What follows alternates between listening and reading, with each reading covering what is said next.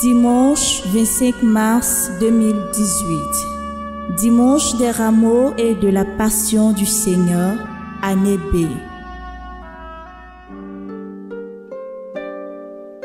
Pour nous, le Christ est devenu obéissant jusqu'à la mort et la mort de la croix.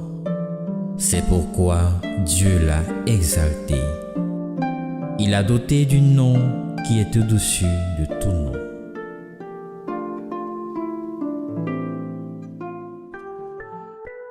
Évangile. La passion de notre Seigneur Jésus-Christ selon saint Marc. La fête de la Pâque et des pains sans levain allait avoir lieu 2 jours après. Les grands prêtres et les scribes cherchaient comment arrêter Jésus par ruse pour le faire mourir, car ils se disaient: pas en pleine fête, pour éviter des troubles dans le peuple. Jésus se trouvait à Béthanie, dans la maison de Simon le lépreux. Pendant qu'il était à table, une femme entra avec un flacon d'albâtre, contenant un parfum très pur et de grande valeur. Brisant le flacon, elle lui versa le parfum sur la tête. Or, de leur côté, quelques-uns s'indignaient. À quoi bon gaspiller ce parfum? On aurait pu en effet le vendre pour plus de 300 pièces d'argent que l'on aurait donné aux pauvres. Et ils la rudoyaient. Mais Jésus leur dit: Laissez-la, pourquoi la tourmenter? Il est beau le geste qu'elle a fait envers moi. Des pauvres, vous en aurez toujours avec vous, et quand vous le voulez, vous pouvez leur faire du bien. Mais moi, vous ne m'avez pas pour toujours. Ce qu'elle pouvait faire, elle l'a fait. D'avance, elle a parfumé mon corps pour mon ensevelissement. Amen, je vous le dis. Partout où l'évangile sera proclamé dans le monde entier, on racontera en souvenir d'elle ce qu'elle vient de faire. Judas Iscariote, l'un des 12, alla trouver les grands prêtres pour leur livrer Jésus. À cette nouvelle, ils se réjouirent et promirent de lui donner de l'argent. Et Judas cherchait comment le livrer au moment favorable. Le premier jour de la fête des pains sans levain, où l'on immolait l'agneau pascal, les disciples de Jésus lui disent: Où veux-tu que nous allions faire des préparatifs pour que tu manges la Pâque? Il envoie 2 de ses disciples en leur disant: Allez à la ville. Un homme portant une cruche d'eau viendra à votre rencontre. Suivez-le, et là où il entrera, dites au propriétaire: Le maître te fait dire: Où est la salle où je pourrai manger la Pâque avec mes disciples? Il vous indiquera à l'étage une grande pièce aménagée et prête pour un repas. Faites-y pour nous les préparatifs. Les disciples partirent, allèrent à la ville. Ils trouvèrent tout comme Jésus leur avait dit, et ils préparèrent la Pâque. Le soir venu, Jésus arrive avec les 12. Pendant qu'ils étaient à table et mangeaient, Jésus déclara: Amen, je vous le dis. L'un de vous qui mange avec moi va me livrer. Ils devinrent tout tristes, et l'un après l'autre, ils lui demandaient: Serait-ce moi? Il leur dit: C'est l'un des 12, celui qui est en train de se servir avec moi dans le plat. Le Fils de l'homme s'en va comme il est écrit à son sujet. Mais malheureux celui par qui le Fils de l'homme est livré. Il vaudrait mieux pour lui qu'il ne soit pas né cet homme-là. Pendant le repas, Jésus, ayant pris du pain et prononcé la bénédiction, le rompit, le leur donna et dit: Prenez, ceci est mon corps. Puis, ayant pris une coupe et ayant rendu grâce, il la leur donna, et ils en burent tous. Et il leur dit: Ceci est mon sang, le sang de l'alliance versé pour la multitude. Amen, je vous le dis. Je ne boirai plus du fruit de la vigne jusqu'au jour où je le boirai nouveau dans le royaume de Dieu. Après avoir chanté les psaumes, ils partirent pour le mont des Oliviers. Jésus leur dit: Vous allez tous être exposés à tomber, car il est écrit: Je frapperai le berger et les brebis seront dispersées. Mais Une fois ressuscité, je vous précéderai en Galilée. » Pierre lui dit alors. Même si tous viennent à tomber, moi, je ne tomberai pas. Jésus lui répond. Amen, je te le dis. Toi, aujourd'hui, cette nuit même, avant que le coq chante 2 fois, tu m'auras renié 3 fois. Mais lui reprenait de plus belle. Même si je dois mourir avec toi, je ne te rénierai pas. Et tous en disaient autant. Ils parviennent à un domaine appelé Gethsémani. Jésus dit à ses disciples. Asseyez-vous ici pendant que je vais prier. Puis il emmène avec lui Pierre, Jacques et Jean et commence à ressentir frayeur et angoisse. Il leur dit.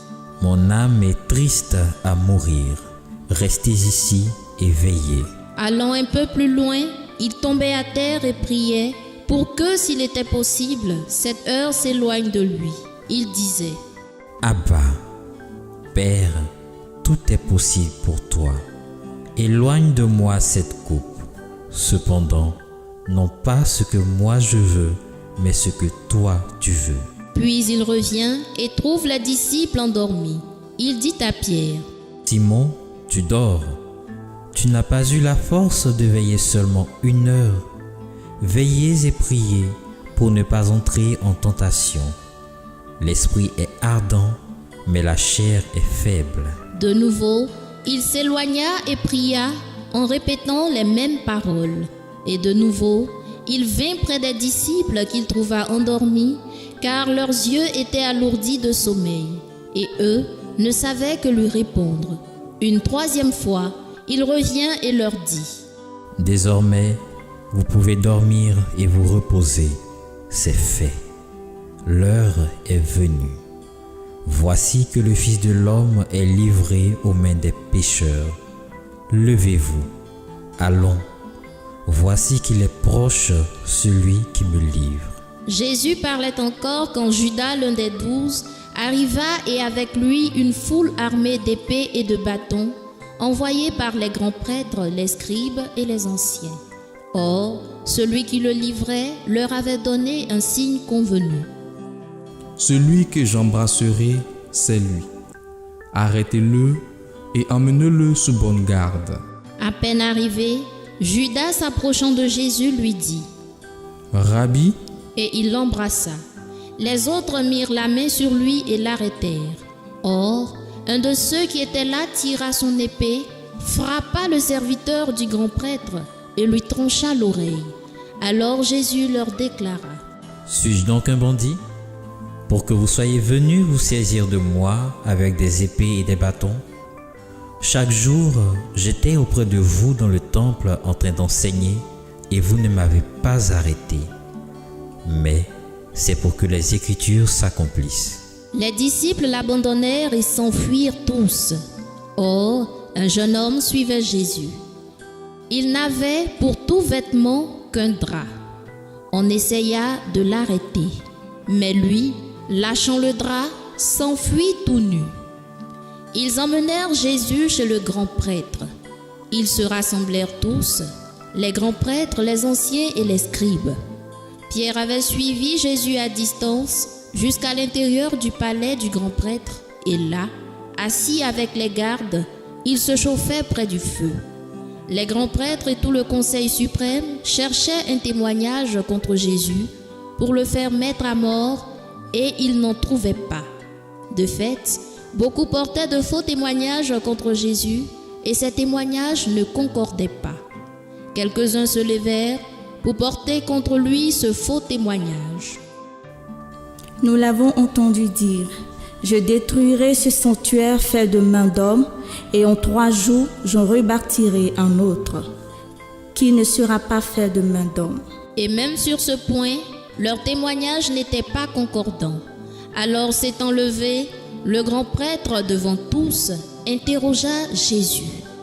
Tu ne réponds rien? Que dis-tu des témoignages qu'ils portent contre toi? Mais lui gardait le silence et ne répondait rien. Le grand prêtre l'interrogea de nouveau. Es-tu le Christ, le Fils du Dieu béni? Jésus lui dit. Je le suis. Et vous verrez le Fils de l'homme siéger à la droite du Tout-Puissant et venir parmi les nuées du ciel. Alors le grand prêtre déchire ses vêtements et dit: Pourquoi nous faut-il encore des témoins? Vous avez entendu le blasphème. Qu'en pensez-vous? Tous prononcèrent qu'il méritait la mort. Quelques-uns se mirent à cracher sur lui, couvrirent son visage d'un voile et le giflèrent en disant: Fais le prophète. Et les gardes lui donnèrent des coups. Comme Pierre était en bas dans la cour, arrive une des jeunes servantes du grand prêtre. Elle voit Pierre qui se chauffe, le dévisage et lui dit: Toi aussi, tu étais avec Jésus de Nazareth. Pierre le nia. Je ne sais pas. Je ne comprends pas de quoi tu parles. Puis il sortit dans le vestibule au dehors. Alors un coq chanta. La servante, ayant vu Pierre, se mit de nouveau à dire à ceux qui se trouvaient là: Celui-ci est l'un d'entre eux. De nouveau, Pierre le niait. Peu après, ceux qui se trouvaient là lui disaient à leur tour: Sûrement tu es l'un d'entre eux. D'ailleurs, tu es galiléen. Alors il se mit à protester violemment et à jurer. Je ne connais pas cet homme dont vous parlez. Et aussitôt, pour la seconde fois, un coq chanta. Alors Pierre se rappela cette parole que Jésus lui avait dite: Avant que le coq chante 2 fois, tu m'auras renié 3 fois. Et il fondit en larmes. Dès le matin, les grands prêtres convoquèrent les anciens et les scribes et tout le conseil suprême. Puis, après avoir ligoté Jésus, ils l'emmenèrent et le livrèrent à Pilate. Celui-ci l'interrogea. Es-tu le roi des Juifs? Jésus répondit: C'est toi-même qui le dis. Les grands prêtres multipliaient contre lui les accusations. Pilate lui demanda à nouveau: Tu ne réponds rien? Vois toutes les accusations qu'ils portent contre toi. Mais Jésus ne répondit plus rien, si bien que Pilate fut étonné. À chaque fête, il leur relâchait un prisonnier, celui qu'il demandait. Or, il y avait en prison un dénommé Barabbas, arrêté avec des émeutiers pour un meurtre qu'ils avaient commis lors de l'émeute. La foule monta donc chez Pilate et se mit à demander ce qu'il leur accordait d'habitude. Pilate leur répondit: Voulez-vous que je vous relâche le roi des Juifs? Il se rendait bien compte que c'était par jalousie que les grands prêtres l'avaient livré. Ces derniers soulevèrent la foule pour qu'il leur relâche plutôt Barabbas. Et comme Pilate reprenait: Que voulez-vous donc que je fasse de celui que vous appelez le roi des Juifs? De nouveau ils crièrent. Crucifie-le! Pilate leur disait. Qu'a-t-il donc fait de mal? Mais ils crièrent encore plus fort. Crucifie-le! Pilate, voulant contenter la foule, relâcha Barabbas et, après avoir fait flageoler Jésus, il le livra pour qu'il soit crucifié. Les soldats l'emmenèrent à l'intérieur du palais, c'est-à-dire dans le prétoire. Alors, ils rassemblent toute la garde, ils le revêtent de pourpre et lui posent sur la tête une couronne d'épines qu'ils ont tressée. Puis ils se mirent à lui faire des salutations en disant: Salut, roi des Juifs. Ils lui frappaient la tête avec un roseau, crachaient sur lui et s'agenouillaient pour lui rendre hommage. Quand ils se furent bien moqués de lui, ils lui enlevèrent le manteau de pourpre et lui remirent ses vêtements. Puis, de là, ils l'emmènent pour le crucifier et ils réquisitionnent pour porter sa croix un passant, Simon de Cyrène, le père d'Alexandre et de Rufus, qui revenait des champs. Et ils amènent Jésus au lieu du Golgotha, ce qui se traduit lieu du crâne ou calvaire. Ils lui donnaient du vin aromatisé de myrrhe, mais il n'en prit pas. Alors, ils le crucifient, puis se partagent ses vêtements en tirant au sort pour savoir la part de chacun. C'était la 3e heure, c'est-à-dire 9 heures du matin, lorsqu'on le crucifia. L'inscription indiquant le motif de sa condamnation portait ces mots: le roi des Juifs. Avec lui, il crucifie 2 bandits, l'un à sa droite, l'autre à sa gauche. Les passants l'injuriaient en hochant la tête. Ils disaient: Et toi qui détruis le sanctuaire et le rebâtis en 3 jours, sauve-toi toi-même, descends de la croix. De même, les grands prêtres se moquaient de lui avec les scribes, en disant entre eux: Il en a sauvé d'autres, et il ne peut pas se sauver lui-même. Qu'il descende maintenant de la croix, le Christ, le roi d'Israël. Alors nous verrons et nous croirons. Même ceux qui étaient crucifiés avec lui l'insultaient. Quand arriva la 6e heure, c'est-à-dire midi, l'obscurité se fit sur toute la terre jusqu'à la 9e heure. Et à la 9e heure, Jésus cria d'une voix forte: Éloi, Éloi, lema sabachthani. Ce qui se traduit: Mon Dieu, pourquoi m'as-tu abandonné? L'ayant entendu, quelques-uns de ceux qui étaient là disaient: Voilà qu'il appelle le prophète Élie. L'un d'eux courut tremper une éponge dans une boisson vinaigrée, il la mit au bout d'un roseau et il lui donnait à boire en disant: Attendez, nous verrons bien si Élie vient le descendre de là. Mais Jésus, poussant un grand cri, expira.